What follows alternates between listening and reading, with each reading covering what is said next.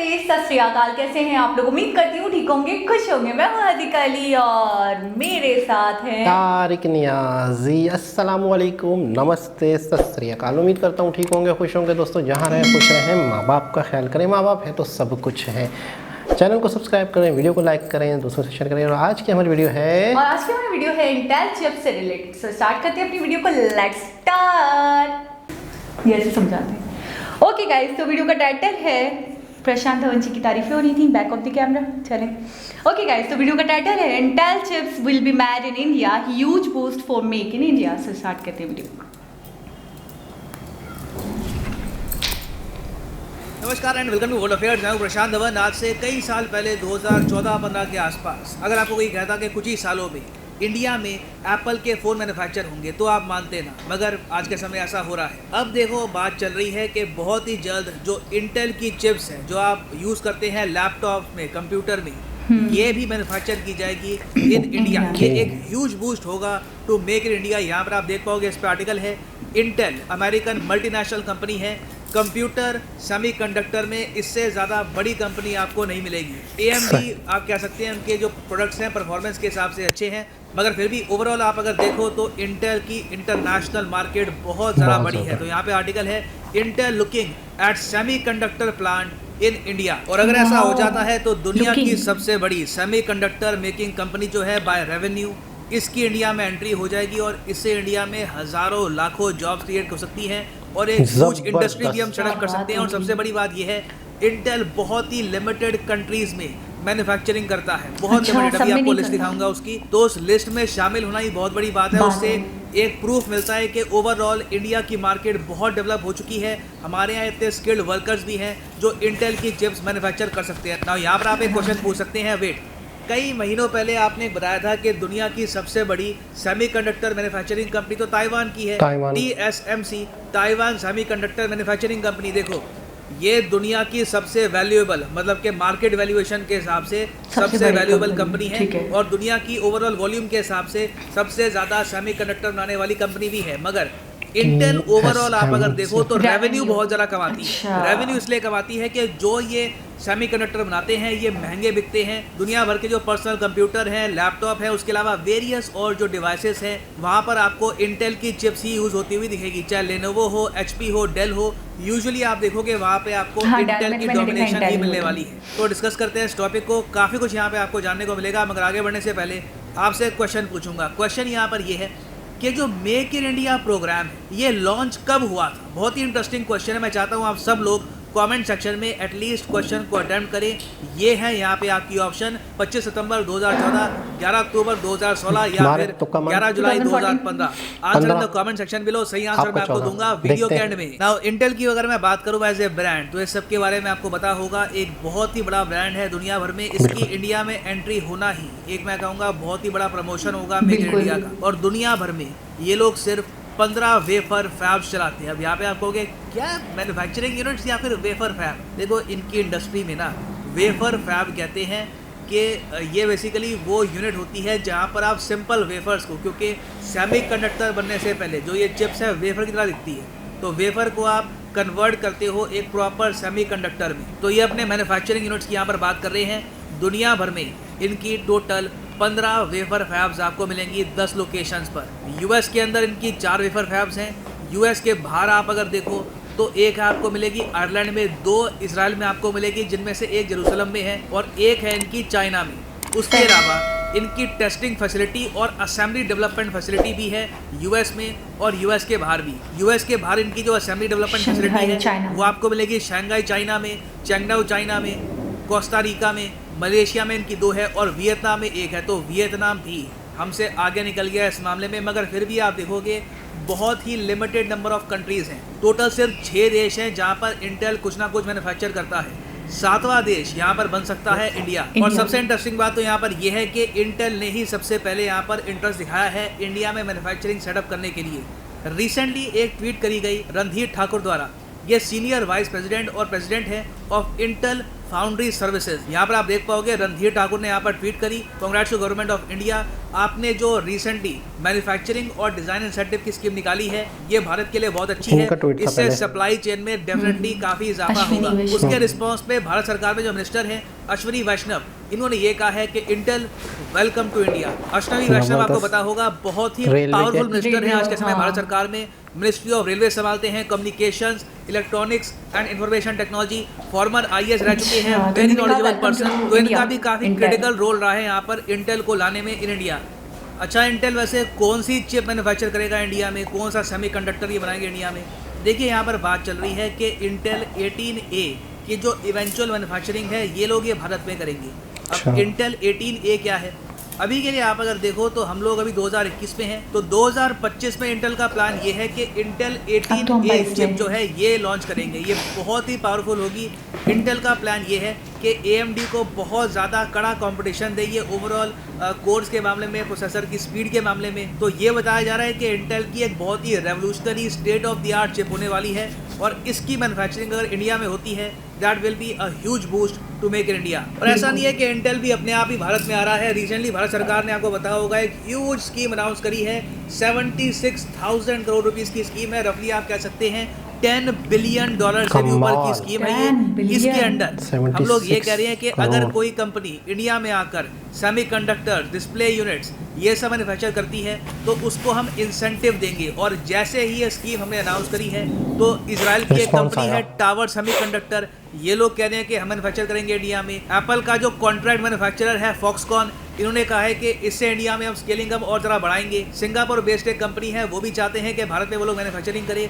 तो इंडिया में देखो सेमीकंडक्टर इकोसिस्टम प्रॉपर्ली डेवलप हो रहा है और एक बार ये बहुत ही बड़े स्केल पे डेवलप हो गया उसके बाद पॉसिबिलिटी है कि आपको इवेंचुअली एक truly Indian chip making company भी दिख सकती है। It is very much possible. अगर इजराइल, सिंगापुर, चाइना, US ये सब कंट्रीज ऐसी कंपनीज बना सकते हैं, इंटेल जैसी कंपनीज ये लोग डेवलप कर सकते हैं, why can't Indians do it as well? तो अभी ये न्यूज़ एंड ट्रांजिशन है, इसमें अभी बहुत सी डेवलपमेंट्स होनी बाकी है। जो भी अपडेट्स आएंगी इसको लेकर मैं अपडेटेड वीडियोस बाद में लाता रहूँगा। मैं वापस आके अपने क्वेश्चन पे कि Make in India program launch कब किया गया था, तो सही उत्तर यहाँ पे है ऑप्शन ए, सितंबर 25, 2014 को लॉन्च किया गया था मेक इन इंडिया प्रोग्राम। यहाँ पर आप देख पाओगे उस टाइम का आर्टिकल है, PM Modi to launch Make in India campaign on September 25, और नीचे आप देख पाएंगे वेरी नाइस फोटो।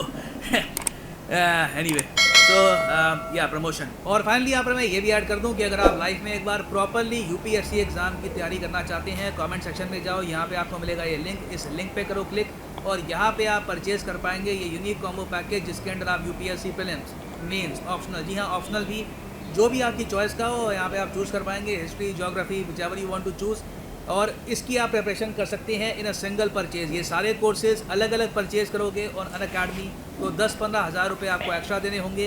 तो कॉम्बो में हमेशा आपकी सेविंग होती है, that is why I recommend the combo package. और अगर आपके पास अभी टाइम है, 2-3 साल का आप आराम से तैयारी करना चाहते हैं तो जो 36 महीने का कोर्स है ये भी आप कर सकते हैं परचेज, मगर जो प्राइसेस यहाँ पर लिखे हैं पे करने की आवश्यकता नहीं है, सीधा यहाँ पर कोड यूज़ करो PG10 and the prices will start falling. So use the code PG10 and save your hard earned money. तो इसी नोट के साथ ये है वीडियो का अंत। Thank you for listening and as always God bless you all. Okay, तो 2015 में या 2014 में मैं तो मेक इन इंडिया 2014। अच्छा, मुझे ऐसा लगा था कि मोदी जी की एक राज्य मोदी जी का एक शुरू हुआ था गवर्नमेंट, तो मुझे ऐसा लगा था कि 2014 में इन्होंने अपने आप को स्टेबल किया होगा, मैं ये सोच रहा था। और फिर बहुत सारी चीज़ों की प्लानिंग हुई होगी, पेपर वर्क हुआ होगा, कुछ बहुत सारी चीज़ें डिसाइड हुई होंगी, फिर मुझे ऐसा लगा कि शायद 2015 में मेक इन इंडिया स्टार्ट हुआ हो। तो आपने क्या सोच के 2014 कहा था जो आपका तुक्का लग गया? तुक्का नहीं, मैंने ये सोचा था Modi ji is just like a super hero, और सुपर हीरो को प्लानिंग की चीज़ों की ज़रूरत नहीं है। क्या बात है। वो एक चट्टानी इंसान है, उनको खुद को संभालना ये सब करना ये फजूल की बात है। उनको जो करना होता है वो टाइम टू टाइम करते हैं, और उनके नज़दीक सबसे बड़ी चीज़ है टाइम। एक साल ऐसे ही थोड़ी ना गंवा सकते, उन्होंने तो आते साथ ही वर्किंग स्टार्ट कर दी होगी, चीज़ें स्टार्ट कर दी होंगी। तो मुझे लगा 2014। अच्छा, मैं ये भी अब सोच रहा हूँ कि पता नहीं 2014 के दरमियान में आए थे, एंड में आए थे, शुरू में आए थे, ये सारी चीज़ें मेरे जहन में चल रही थी। नहीं, लेकिन अगर महीनों को भी देखें तो हम हमारे जैसे लोग तो ये कहेंगे बहुत बड़ा बड़ा काम था, हाँ ठीक है ना, ना, हाँ। टाइम टेकिंग था। लेकिन मैं यही कहूंगी कि जो करने वाला इंसान होता है ना, फिर वो नहीं देखता, उसको बिल्कुल। करना है तो वो करके दिखा देता बड़ी है बात और है। कम से कम वक्त में कर देता है। क्योंकि मैंने- देखिए आजकल का दौर जो है ना, टाइम ही सब कुछ है। और मैं ये कहूँगी बहुत कम समय में ये वाहिद पीएम है जिनको मैंने देखा है कि इन्होंने बहुत कम समय में बहुत कहाँ कुछ से दिया कहाँ है, इंडिया को ले गए। बहुत कुछ दिया है इंडिया को। और बात हो रही थी चिप की, सेमीकंडक्टर की, Semiconductors की। तो मैं ये समझता हूँ कि एक बहुत बड़ी गुड न्यूज़, बहुत बड़ी गुड न्यूज़।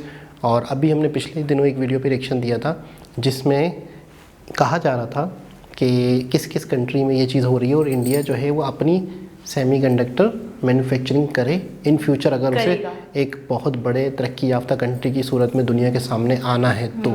इस चीज़ में थोड़ा पीछे रह गया है इंडिया ठीक है कि ना? अभी तक सेमीकंडक्टर यहाँ नहीं बन रहा। है। अच्छा, ताइवान वाला क्वेश्चन मेरे जहन में आ गया था कि मैं यही सोच रही थी कि प्रशांत जी ने तो लास्ट वाली वीडियो में ही कहा था कि सेमीकंडक्टर के हवाले से सबसे बड़ा जो देश है वो है ताइवान। बिल्कुल। ठीक है, वहाँ पे मैन्युफैक्चरिंग सबसे ज़्यादा होती है। अच्छा, इसमें भी बड़ी बारीकी है, हाँ। रेवेन्यू को लेकर और वैल्यू को लेकर, यानी कि वैल्यूबल ज़्यादा ताइवान है, बिल्कुल। लेकिन रेवेन्यू को लेकर ज़्यादा इंटेल आगे है, यानी कि अमेरिका। इसका रेवेन्यू ज़्यादा होता है, बिल्कुल, ये अमेरिका ज़्यादा में जो- कमाता है। अच्छा, ये इंडिया जो है वो 7वां देश बनने जा रहा है और जिसमें वो रेलवे मिनिस्टर का भी बहुत बड़ा हाथ है। मतलब इनकी, अच्छा ये कह रहे हैं कि ऐसा ही कोई कंट्री जो है इंटरेस्ट नहीं दिखाता। सुबह उठता है और मुंह धोता है और आके नहीं आ नहीं, जाता बिल्कुल कि ऐसा। मैं आपके यहाँ पे एक सेटअप लगाना चाह रहा हूँ। इसके लिए बहुत बड़ी प्लानिंग्स होती है गवर्नमेंट की, जो जिस देश की जो गवर्नमेंट होती है उसकी कुछ पॉलिसीज़ होती हैं। मतलब यूँ समझ ले कि आपके देश में कोई आ रहा है, अगर कोई बहुत बड़ा प्लांट लगने वाला है तो उसके लिए आपको उसका ग्राउंड बनाना होगा, उनको फैसिलिटी देनी होगी। इंसेंटिव दिया उन्होंने। ठीक है ना? अच्छा, 70,000 करोड़, 10 से 12 बिलियन उन्होंने 76,000 करोड़ एंड बिलियंस में अगर बात करें तो 10 बिलियन तकरीबन उन्होंने। बहुत बड़ी अमाउंट। मैं हैरान हूँ कि वो हर तरीके से सिर्फ और सिर्फ, पता है, किसी के बारे में नहीं सोच रहे, सिर्फ अपना कंट्री। उन्हें कुछ नहीं दिख रहा अपने कंट्री की प्रोग्रेस के सामने, अपनी कंट्री की डेवलपमेंट के बारे में। और मैं ये कहूँगी कमाल है, क्या बिल्कुल। उनकी प्लानिंग है कि दूसरे देश खुद उनकी तरफ मतलब एक अट्रैक्ट हो रहे। बिल्कुल। उनको आप खुद सोचें, 6 देश हैं, बिल्कुल। ठीक है, साथ इतना में। सेलेक्टेड उनका वो है कि वो हर किसी को मतलब आएगा ही को नहीं बिल्कुल। इन्वॉल्व कर रहे हैं इन चीज़ों में। बिल्कुल। तो उसमें 7वां अब इंडिया बन रहा है और अगर उन्होंने अपनी अट्रैक्शन दिखा दी है इंडिया की तरफ तो 100% ये बहुत बड़ी बात है, बहुत बड़ी, मैं कहूँगी बहुत बड़ी उनके लिए एक बहुत बड़ी गुड न्यूज़ है, बहुत अच्छा। बड़ी अचीवमेंट है। अच्छा, एक चीज़ और है कि इतना बड़ा इनिशिएटिव अपने मतलब जेब से देना, उनको सहूलतें देना, 70,000 उनको करोड़ फैसिलिटेट का करना, मुल्क है। तो इसका मतलब ये है कि कम से कम कई सालों तक उस प्लांट लगने से डायरेक्ट गवर्नमेंट को फ़ायदा नहीं होगा, वो तो उल्टा जेब से गया है। सिर्फ और सिर्फ उनको फ़ायदा होगा स्टार्टिंग में। लेकिन एक बहुत बड़ा प्लांट आपके यहाँ लगेगा बिल्कुल। तो वहाँ पर निचली सतह पर जो जॉब्स निकलेंगे, लोगों को, आवाम को फ़ायदा होगा। सिर्फ ये देखा जा रहा है, यूँ समझ लें कि इंडिया लोगों को फ़ायदा दे रहा है, बाहर देशों को सिर्फ ये फ़ायदा इसलिए दे रहा है कि आप यहाँ आकर हमारे देश के लोगों को फ़ायदा दें। अच्छा, फिर गवर्नमेंट को फ़ायदा कब होगा? देखो, कोई भी कंपनी यहाँ आके हमारे यहाँ आके सेटअप लगाएगी तो सबसे पहले गवर्नमेंट सोचेगी चल भाई टैक्स, मतलब कंपनी खोली किसी ने, पाकिस्तानी ने, बाहर के किसी बंदे ने, कोई फॉरेन कंट्री ने, किसी ने भी, तो सबसे पहले गवर्नमेंट को टैक्स दिखता है, एक लालच होती है, एक जहन में चीज़ आती है कि इससे हमारा बेनिफिट होना है। सही। एक छोटी सी बिल्डिंग ही क्यों ना बन रही हो, फ़ौरन हुकूमत के लोग आ जाते हैं कि हाँ भाई ठीक है, बिल्डिंग बन रही है, क्या होगा क्या नहीं होगा, इसमें क्या है, इसमें क्या है ये। तो इतना बड़ा सेटअप सिर्फ और सिर्फ गवर्नमेंट अपने आवाम के फ़ायदे के लिए लाना चाह रही है कि यहाँ पे मज़ीद इतने बड़े बड़े सेटअप्स आए। मुल्क को एक मजबूत बहुत बनाने बड़ी के लिए बात है। कर रही है। और अच्छा, मेक इन इंडिया, बिल्कुल। मैं ये कहूँगी बहुत बड़ा बूस्ट मिलेगा उनको, बहुत ही बड़ा। आपको पता है कि अभी 2-4 दिन पहले इमरान खान की एक तकरीर आई है जिसमें इमरान खान ने कहा है कि हमारे पास बहुत बड़े मतलब ऑप्शन थे कि हम तरक्की करते, लेकिन हम इंडिया के सामने बहुत पीछे रह गए हैं तरक्की के मामले में। किसी मुल्क का पीएम अगर खुलकर ये बात करता है, अच्छा, मवाजना भी इंडिया से करते हुए कहा है उन्होंने। कहा है बिल्कुल खुल नाम के, लेकर। हाँ, कहा है कि हम आईटी एक्सपोर्ट में इंडिया से बहुत बहुत बहुत पीछे रह गए हैं, बहुत पीछे रह गए हैं। मतलब बहुत जल्दी होश नहीं आ गया इनको। अब इनको रियलाइज हुआ है कि अब कोई फायदा नहीं है। हाँ। अब एक्सेप्ट कर लेनी चाहिए अपनी नाकामी। बड़ी बात है, एक्सेप्ट करना भी चाहिए। जो हाँ। देखिए, जो देश अगर तरक्की कर रहा है, जैसे अगर हम उसकी तारीफ बिल्कुल, करते हैं हम अप्रिशिएट करेंगे तो इसमें कोई 100%। हर्ज नहीं है। अच्छा, उन्होंने एक और बात भी कही है कि हमारे यहाँ पे बहुत ज़्यादा चांसेस थे कि हम तरक्की करें, और चांसेस अभी भी हैं कि अगर अभी भी हम अपनी राह को सीधा कर लें। तो उन्होंने पता है क्या कहा है? पाकिस्तान में यंग लोगों की रेशो क्या आई है पता है? 2। पाकिस्तान में 100% में से यंग लोग कितने हैं? 60% से ज़्यादा।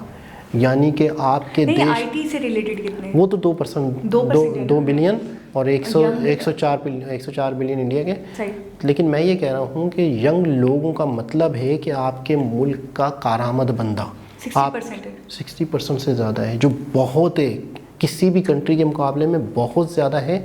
यानी आपके मुल्क का वो शख्स जो काम करने के काबिल है, जो मुल्क के काम आ सकता काम आ सकता है, है। तरक्की में काम आ सकता है। बिल्कुल ना। चाइना में तो उलट हो रहा है कि ज़्यादातर बूढ़े लोगों की तादाद बढ़ रही है, यंग लोग वहाँ पे मतलब नहीं है, इस वक्त कम है। उसके बावजूद भी आज वो इतना तरक्की याफ्ता है। इंडिया हमसे बहुत बहुत ज़्यादा आगे है, क्योंकि उन्होंने पॉलिसीज़ बनाई, उन्होंने अपना काम करके दिखाया। आप देखें ना, इतनी बड़ी कंपनी को वो सहूलतें दे रहे हैं, तो वो क्यों नहीं आएगी? अच्छा, अभी हमने वीडियो में भी देखा, आपने देखा 4-5 जगह पे मैंने चाइना का सुना कि चाइना का ये सिटी है, चाइना का ये सिटी है जहाँ पे प्लांट्स हैं। बिल्कुल। तो मैं ये देख रही हूँ, चाइना ने ऐसी अपनी धाक बिठाई है कि वो किसी मामले में पीछे नहीं है। बिल्कुल। ठीक है ना। आप सेमीकंडक्टर ले लें, अभी स्पेस स्टेशन का मैंने सुना था, उसमें भी चाइना आगे है, बना चुका है वो अपना। बिल्कुल। ठीक है। तो मैं ये देख रही हूँ कि हर चीज़ में उसने अपनी धाक बिठाई हुई है। और अब इंडिया को भी मैं ये कह सकती हूँ कि इंडिया भी एक तरक्की याफ्ता जो मुल्क है, जो कंट्रीज हैं जिनकी फेसिंग चल रही है, उसमें आगे से आगे बढ़ रहा है। अच्छा, एक चीज़ आप मुझे बताएं कि हमारे यहाँ पे फ़र्ज़ करते हैं कि इंडिया ने लोगों को इनिशिएटिव दिया, सहूलतें दी, ठीक है ना। अगर हमारे यहाँ पर इंडिया से भी ज़्यादा दे दिया जाए तो क्या रिज़ल्ट निकलेगा? सबसे पहले मतलब क्या चीज़ होती है जो बाहर की कंट्रियाँ आके यहाँ पर अपना प्लांट्स लगाएंगी? सबसे पहले क्या चीज़ देखेंगी? सहूलतों के अलावा स्टेबिलिटी। सबसे पहली चीज़ तो ये, सुकून। सबसे पहले तो ये देखेंगे कि हम जहाँ जा रहे हैं क्या हम वहाँ ज़िंदगी भर सुकून से कर पाएंगे। बिल्कुल। हमें ऐसा नहीं है कि रातों रात निकलना पड़े, भागना पड़े, ऐसा ना हो। सबसे पहले तो अपने हालात इंसान को ऐसे बेहतर करे, अपने एक मुस्तकिल गवर्नमेंट हो, एक पता है, एक कंपनी यहाँ पर कोई काम करे, किसी एक के साथ एग्रीमेंट साइन हो, फिर गवर्नमेंट चेंज हो, दूसरी गवर्नमेंट ने कहा है कि नहीं मुझे इतने दे तो तब मैं आपको रोकूंगा, वरना आप यहाँ से निकलो। वो तो दूसरों के साथ तुम्हारा मुआहदा था।